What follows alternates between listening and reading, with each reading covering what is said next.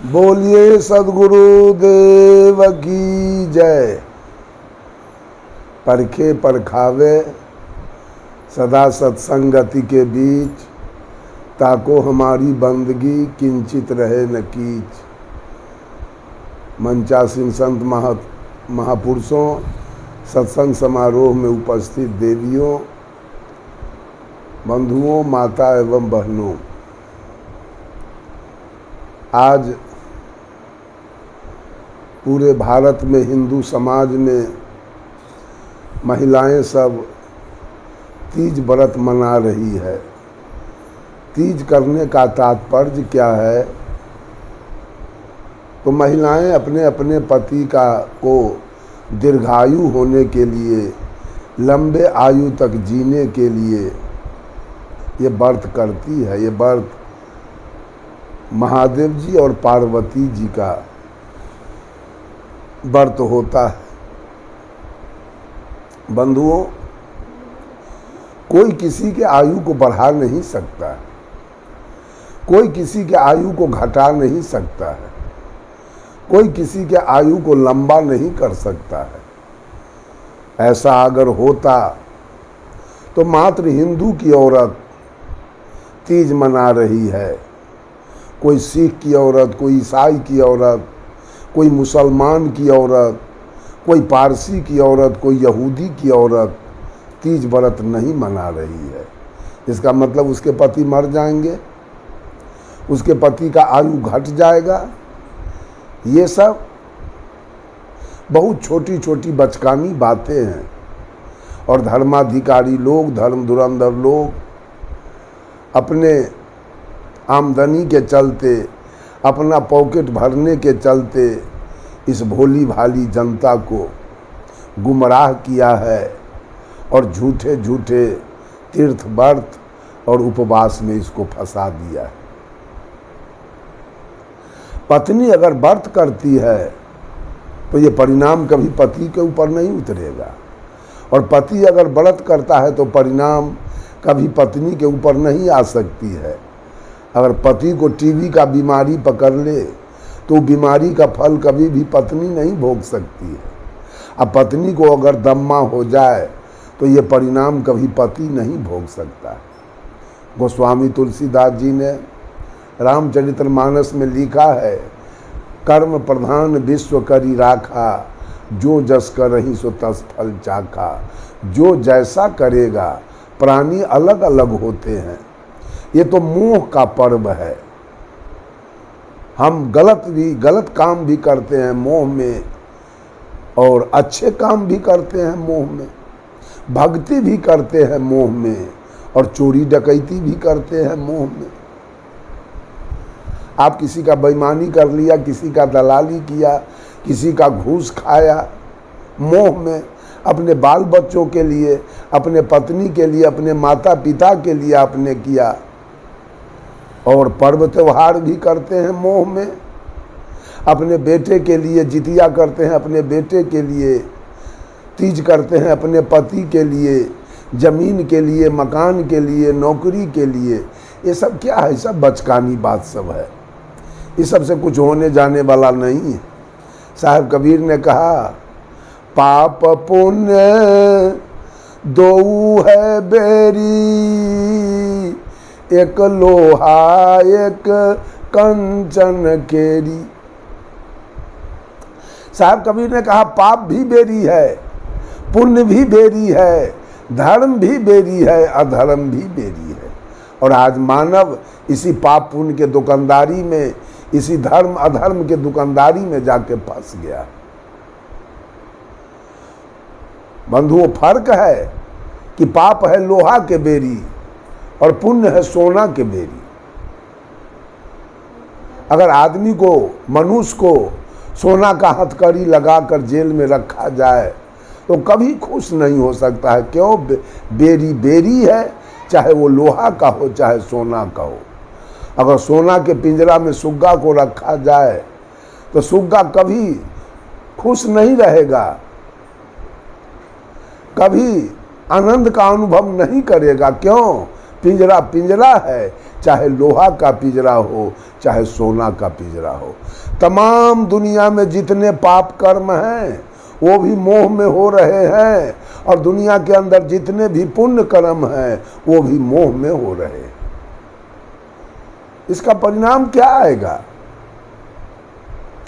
पत्नी हो या पति हो, मुर्गा मुर्गी कबूतर मांस मछली खाते हैं, एक दिन तीर्थ कर लेते हैं पति के चलते, इसलिए पत्नी तीर्थ। लेकिन एक भी पति अपने पत्नी के लिए तीर्थ व्रत आज तक नहीं किया, केवल पत्नी करती है पति के लिए तीर्थ व्रत। इसलिए अपने इच्छा की, अपने वासना की पूर्ति के लिए औरत लोग पति के लिए ये तीर्थ व्रत करती है। बंधुओं, अगर भोला बाबा की कृपा से अगर किसी का आयु बढ़ जाए, पार्वती के कृपा से किसी का आयु बढ़ जाए, तो भोला बाबा का आयु क्या हो गया? अपने खुद क्यों मर गए भोला बाबा? आज लोग कहते हैं भोला बाबा अमर हैं, महादेव जी अमर हैं। तो अमर होने का मतलब होता है वो आदमी कभी मरता नहीं है। अगर मरा नहीं तो भोला है कहाँ? मैं तो चैलेंज ठोक के कहता हूँ कि किसी को मैं लाख रुपया दूंगा, करोड़ रुपया दूंगा, जमीन बेच के हो चाहे माल मवेशी बेच के हो, वो आदमी भोला से बात तो करा दे। अगर भोला अमर है तो हमको बात तो करा दे। ब्रह्मा मर गए, साहब कबीर ने कहा मर गए ब्रह्मा काशी के बासी, शिव सहित मुए अविनाशी। मर गए मथुरा के कृष्ण ग्वारा, मर मर गयऊ दसो अवतारा। मर मर गए भक्ति जिन ठानी, सब मर गए। सरगुण मा निर्गुण जिन आनी, नाथ मछिंदर बाँचे नहीं, गोरख दत्त अरु व्यास। कहीं कबीर पुकारी के, ई सब परे काल के फांस। सब मर गए। बंधुओं, भगवान नहीं मरता है।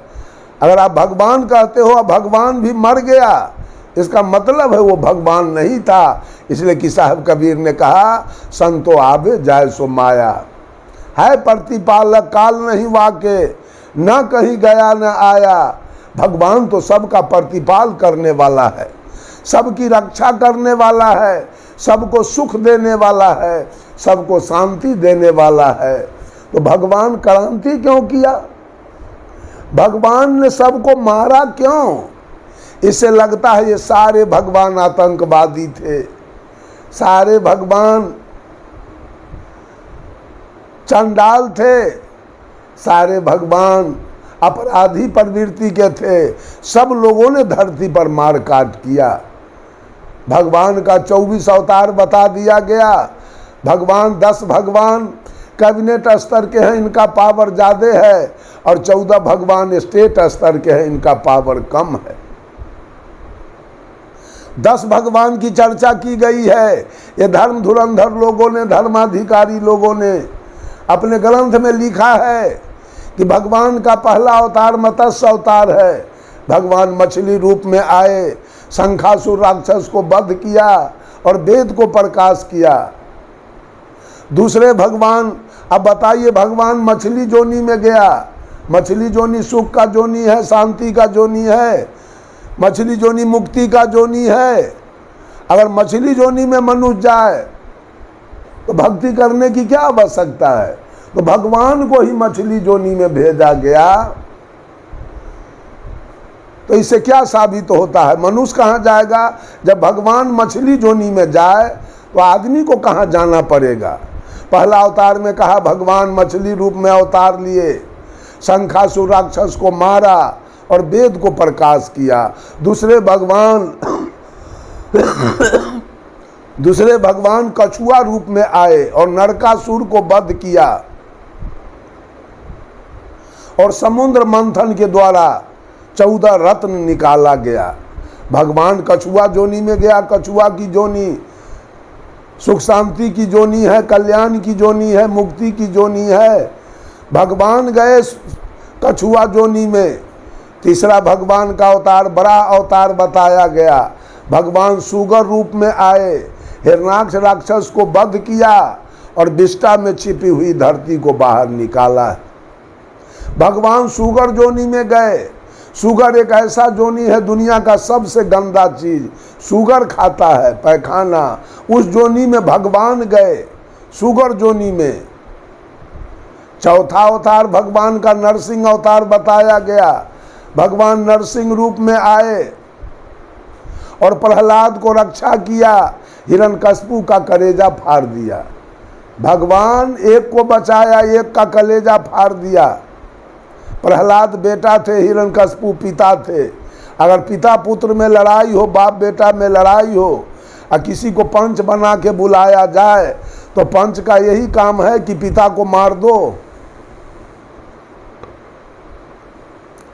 ऐसा नहीं कभी हो सकता है। ये भगवान कभी नहीं हो सकते हैं। किसी के खून करने वाले, किसी का मर्डर करने वाला भगवान कभी हो नहीं सकता है। पांचवें भगवान का अवतार 52 अवतार बताया गया। भगवान 52 रूप में आए और छल करके, भगवान विष्णु 52 रूप बनाकर छल करके आए और राजा बलि से 3 डेग जमीन मांगा। राजा बलि तो बहुत बड़ा दानी था, अहंकारी था, दान का अहंकार था उसके पास। कहा 3 डेग में क्या नाप सकेगा? कहा ये मस्त। ग्रंथ के अनुसार भगवान विष्णु ने विराट रूप बना लिया और 1 डेग में धरती नाप लिया, 1 डेग में आसमान। कहा राजा बलि 1 डेग बचा हुआ है, अब क्या दोगे? राजा बलि कहा अब तो मेरा कुछ बचा नहीं, यही शरीर मेरा बचा है, शरीर मेरा नाप लो। शरीर नपा गया। कहा रहोगे कहाँ? धरती मेरा, आसमान मेरा, तुम्हारा शरीर मेरा, अब रहोगे कहाँ? कहा जो जैसा किया जाए। 1 लात मारा, भगवान विष्णु और राजा बलि पाताल में चला गया। ये छल प्रपंच का काम कोई भगवान नहीं कर सकता है। यह छलिया का काम हुआ, ठग करके और किसी को रसातल में भेज देना। छठे भगवान परशुराम रूप में बताया गया। परशुराम जी के पिता का नाम था जमदग्नि ऋषि, माता का नाम था रेणुका। रेणुका किसी छत्री के साथ मोहब्बत में फंस गई, ये बात जमदग्नि ऋषि को मालूम हुआ। परशुराम जी 4 भाई थे। चारों भाई जंगल में लकड़ी काटने गए थे। जब लकड़ी काट के आए, इनके भाई सबको जमदग्नि ऋषि ने कहा बेटा तुम्हारी माँ बदचलन हो चुकी है, इसको मार दो। कोई भाई तैयार नहीं हुआ। परशुराम जी तैयार हो गए और एक फरसा दिया, माँ का गर्दन उतार दिया और 21 बार पूरे धरती के छत्री को मार करके गिरा दिया गया। ये भगवान का छठा अवतार था। भगवान ने पूरे राजपूत को मार करके फेंक दिया। 7वां अवतार में रामावतार माना गया। भगवान राम रूप में अवतार लिए और श्वेत बांध रामेश्वर बांध कर लंका गए। अब पूरे रावण के खानदान को मार के गिराया। साहब कबीर ने कहा श्वेत बांध के पार गए सीता के भरतार, ताही अगस्त मुनि अच गयो इनमें को करतार। ए दुनिया के लोग, तुम्हारे रामचरित्र मानस में लिखा है कि भगवान राम श्वेत बांध रामेश्वर बांध के लंका गए और उसी रामायण में लिखा है अगस्त मुनि एक चिरुआ में समुद्र को उठा के पी गए। तो सदगुरु कबीर ने कहा कंपैरिजन करके बताओ कि पुल बनाने वाला बड़ा कि एक चिरुआ में पी जाने वाला बड़ा। फिर साहब कबीर ने कहा गिरबर धारे कृष्ण जी, धौलागिरी हनुमंत, शेषनाग सब सृष्टि संहारे, तो इनमें को भगवंत। कहा तुम्हारे रामायण में लिखा है गोवर्धन पहाड़ को कृष्ण ने उठाया, धौलागिरी पहाड़ को हनुमान ने उठाया और पूरे सृष्टि को शेषनाग ने उठाया। तो कंपैरिजन करके बताओ कि तीनों में बड़ा कौन? बंधुओं, फिर सदगुरु कबीर ने कहा काटेऊ बंधन विपत्ति में, कठिन कियो संग्राम, मैं तो ही पूछो पंडिता गरुड़ बड़ा की राम। ऐ पंडित जी, तुम्हारे ग्रंथ में लिखा है कि राम जब नाग फांस में बांध गए, रावण के द्वारा रावण के दल से नाग फांस का बाण भेजा गया, उसमें राम फंस गए। उस नाग फांस को गरुड़ जी ने काटा। तो साहब पूछे दुनिया के लोगों से गरुड़ बड़े कि राम बड़े? बंधुओं, राम जी को भगवान बता दिया गया, जो राम तीर धनुष कंधा में लेकर और जा करके पूरे रावण के खानदान को मार के गिरा दिया गया। ये मारने वाले अपराधी को, ये मारने वाले आतंकवादी को, आतताई को आज पूजा किया करवाया जा रहा है। इन धर्म धुरंधर लोगों के जरिए इन आतंकवादी की पूजा हो रही है। पूजा करो तो मुक्ति मिल जाएगी। ये 7वें अवतार में है। 8वें अवतार में कृष्ण का अवतार बताया गया। साहब कबीर ने कहा, गोपी ग्वाल न गोकुल आया, करते कंस न मारा, है मेहरबान सभी को साहब, नहीं जीता नहीं हारा। बंधुओं, साहब कबीर ने कहा, सिरजनहार ने ब्याही सीता, जल पसान नहीं बंधा, वह रघुनाथ एक को सुमरे, जो सुमरे सो अंधा। अगर भगवान राम भगवान थे, इस धरती के परवरदिगार थे, इस धरती के पिता थे, इस धरती के सारे लोगों का सृजनहार थे, सब कुछ थे, तो पूरे धरती पर जितनी भी महिलाएं हैं वो राम की बेटी होगी, जितने भी पुरुष हैं तो राम का बेटा होगा। तो राम जी ने विवाह किससे किया? भगवान का भी विवाह होता है, भगवान को भी तिलक फलदान चढ़ता है, भगवान को भी गलसेदी होता है, भगवान भी जाके किसी के यहाँ दरवाज़ा लगाते हैं और पत्नी लेके आते हैं और पत्नी से बाल बच्चा पैदा कर दी। तो आम लोगों का धंधा है, ये तो साधारण लोगों का धंधा है। भगवान कैसे हो सकता है? भगवान आम लोगों का भी दुश्मन होता है, तो राम जी का भी दुश्मन रावण था। बंधुओं, झूठी झूठी बातें गड़गड़ करके 8वां अवतार कृष्ण का बता दिया गया। कृष्ण, भगवान कृष्ण के बारे में कहा गया, 16 सहस्त्र गोपी और 8 पटरानी के साथ भोग विलास करते हुए आप कृष्ण को ब्रह्मचारी माना गया। कृष्ण जी ने 56 करोड़ जदुवंशी को मरवा दिया, 18 अक्षोहिणी सेना को मरवा दिया, 100 भाई दुर्योधन को मरवा दिया। और इन्होंने क्या कहा? अर्जुन से कहा, अर्जुन ईश्वर सर्वभूतानां हृदय से अर्जुन तिष्ठति, अपने हृदय से पूछ लो कि भगवान सब हर काया में विराजमान है। क्या कृष्ण जी कंस के अंदर नहीं थे? क्या कृष्ण जी जादवों के अंदर नहीं थे? क्या कृष्ण कौरवों के सारे भाई के अंदर नहीं थे? सबको मरवा दिया गया। बंधुओं, मारने वाला कभी भगवान नहीं हो सकता है, बचाने वाला भगवान हो सकता है। जब देवव्रत ने किसी हंस को तीर मारा था, वो हंस जब गिर गया तो सिद्धार्थ गौतम ने उस हंस को उठा लिया, अपने गोद में उठा लिया, उसका तीर निकाल दिया, उसके घाव पर मलहम पट्टी कर दिया। हंस डर से थर थर थर थर कांप रहा था सिद्धार्थ गौतम के गोद में। तभी देवव्रत, इनका चचेरा भाई, दौड़ते हुए आया, कहा, भैया इस हंस को मैंने मारा है, इसको मैंने गिराया है, यह हंस मेरा है, मुझको दे दो। सिद्धार्थ गौतम ने कहा, नहीं भैया, मारने वालों से ज़्यादा अधिकार बचाने वालों का होता है। मैंने इस हंस को बचाया है, मैंने इसकी रक्षा की है, इसलिए हंस मेरा है, मैं हंस नहीं दूंगा। दोनों भाई में झगड़ा लड़ाई होने लगा। हुआ कि तो ठीक है, इसका पंचायत हो जाए। कहा, ठीक है, पंचायत हो जाए। पंच में सिद्धार्थ गौतम के पिता राजा सुद्धोधन को रखा गया। सुद्धोधन को पंच माना गया। सुद्धोधन ने देखा, अगर बेटा के तरफ मैं बोलता हूँ तो भाई का लड़का भतीजा कहेगा, बड़ा पप्पा आखिरकार अपने बेटे के तरफ हो गया। अगर भतीजा के तरफ बोलता हूँ तो बेटा कहेगा पप्पा भतीजा के तरफ हो गया। असमंजस में पड़ गए सुद्धोधन। का कुछ नहीं, उन्होंने एक युक्ति निकाला, बीच में एक चिन्ह कर दिया और वहां से समान दूरी पर सिद्धार्थ गौतम को कहा, तू जाके खड़ा हो जाओ। और फिर उस चिन्ह से उत्तर तरफ एक सिद्धार्थ गौतम को खड़ा कर दिया और चिन्ह से समान दूरी पर देवव्रत को खड़ा कर दिया और बीच में हंस को रख दिया। कहा, हंस जिसका होगा उसके तरफ चला जाएगा। हंस निकल के सिद्धार्थ गौतम के तरफ चला गया। ताली बज गई, फैसला हो गया, हंस सिद्धार्थ गौतम का हो गया। ये मारने वाले सबको भगवान बना दिया गया। ये धर्माधिकारी धर्म धुरंधर लोग इस खूनी सबको भगवान का टाइटल दिया, भगवान का पदवी दे करके सारे दुनिया के लोगों से इनका पूजा करवाया जा रहा है। कृष्ण की पूजा हो रही है जिसके हाथ में चक्र सुदर्शन है, राम की पूजा हो रही है जिसके हाथ में तीर धनुष है, महादेव की पूजा हो रही है जिसके हाथ में त्रिशूल है, हनुमान की पूजा हो रही है जिसके हाथ में गदा है, काली की पूजा हो रही है जिसके हाथ में लाठी भाला फरसा लठिया ग्रास है, सांप है, खप्पर है, दुर्गा की पूजा हो रही है जिसके हाथ में या औजार रखने वाले शिकारी हो सकते हैं, व्याधा हो सकते हैं, आतंकवादी हो सकते हैं, अपराधी हो सकते हैं, भगवान कभी नहीं हो सकते।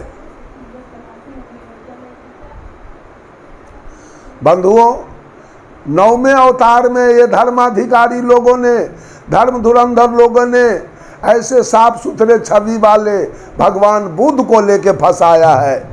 इनका गणित नहीं पूर रहा था, 10 अवतार नहीं पूर रहा था, तो घसीटा गया भगवान बुद्ध को।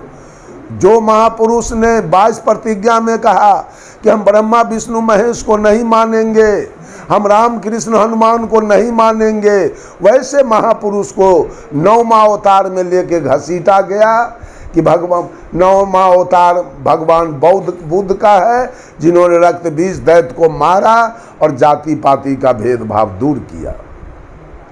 10वां है कलंकी अवतार। 10वें अवतार में ग्रंथ में लिखा कि उत्तर प्रदेश में मुरादाबाद एक टाउन है, उसके बगल में संभल एक गांव है, वहाँ कुमारी ब्राह्मणी के कोख से कलंकी अवतार लेगा, जो कलयुग में कालिंजर राक्षस को मार के गिराएगा। अभी अवतार लिया नहीं, लेने वाला है। बंधुओं, ये 10 मुख्य अवतार की चर्चा किया और 14 उप अवतार की चर्चा है, जिसमें पहला अवतार मनु जी का है जो जगत की व्यवस्था करने के लिए हुआ। दूसरा अवतार नारद जी का है जो भक्ति मार्ग दिखलाने के लिए हुआ। तीसरा अवतार विष्णु संतोषी का है जो विवेक करने के लिए हुआ। चौथा अवतार हंस सनकादिक का है जो सदा 5 वर्ष के बाल्यावस्था में रहने के लिए हुआ। 5वां अवतार विश्व मोहिनी है जो दैत्यों से अमृत लेने के लिए क्षीर सागर में हुआ। 6ठा अवतार कपिल जी का है जो देवहूति और कर्दम ऋषि के मेल से हुआ और सांख्य शास्त्र बनाया। 7वां अवतार वेदव्यास का है जिन्होंने वेद को विभक्त करके 18 पुराण बनाया। 8वां अवतार दातात्रेय का है जिन्होंने 24 गुरु करके संसार को उपदेश दिया। जब तक हृदय में शांति न मिले निरंतर गुरु की खोज करनी चाहिए। 9वां अवतार राजा पृथु का है जिन्होंने पृथ्वी को गौ बना के दूहा और औषधि निकाला। 10वां अवतार है ग्रीव का है जो मधुकैटभ दैत्य को मार के गिराया। 11वां अवतार नारायण जी का है जो धर्म भारजा से तप करने के लिए हुआ। 12वां अवतार सनकादिक का है जो विचार करने के लिए हुआ। 13वां अवतार धन्वंतरी का है जो रोग नाश करने के लिए हुआ। और 14वां अवतार यज्ञमय इंद्र की कन्या से यज्ञ करने के लिए हुआ। बंधुओं, इन 24 अवतार के चक्कर में ये धर्माधिकारी लोगों ने इन भोली भाली जनता को लेके फंसाया है अपने स्वार्थ बस। हनुमान जी की पूजा करवा रहा है। एक अपराधी अगर एक आदमी का घर फूंक दे तो कितने जीव जंतु उसमें जड़ के मर जाते हैं, कितना का संपत्ति नुकसान होता है। गांव वाले उसको अगलगुआ कहते हैं, उसको दुष्ट आत्मा कहते हैं, उसको पापात्मा कहते हैं। उस पर पंचायती होती है, उसको लोग मारते पीटते हैं, दंड जुर्माना करते हैं, नहीं तो उस पर केस मुकदमा करते हैं। और पूरे लंका में आग लगाने वाले कितना सांप बिच्छा मेढक चींटी पिपरी नीलगाय बोतू सांड भैंसा बाघ सिंह सियार उरार सब जड़ के जिसमें मर गया, उस आदमी की आज पूजा कराई जा रही है। उस अगलगुआ की पूजा हो रही है मुक्ति पाने के लिए, सुख शांति पाने के लिए। बंधुओं, इस सब से कहीं आपका कल्याण होने वाला नहीं है। जब तक आप सच्चे सद्गुरु के शरण में न जाएं, जब तक आप सत्संग में न जाएं, जब तक आप सद्गुरु से ज्ञान न प्राप्त करें, जब तक आप दुर्व्यसन का त्याग न करे, तारी दारू मांस मछली गांजा भांग पान बीड़ी सिगरेट जर्दा किमाम शिखर पराग का त्याग न करें, आप मांस मछली का त्याग न करें, आप चोरी दलाली बेईमानी घुसखोरी हत्या बलात्कार का त्याग न करें, तब तक आपके जीवन में सुख और शांति नहीं आ सकती है, आपका कल्याण नहीं हो सकता है। इसलिए आप सत्संग से जुड़े, सद्गुरु से जुड़े और सही ज्ञान लेकर के न्यायपूर्ण कर्म करें, न्यायपूर्ण कमाई करके अपने परिवार को देखें, परिवार को पालें, अपने माता पिता की सेवा करें, अपने गुरु जी की पूजा करें और अपना कल्याण करें, सुंदर सद समाज का निर्माण करें। बोलिए सद्गुरुदेव की जय।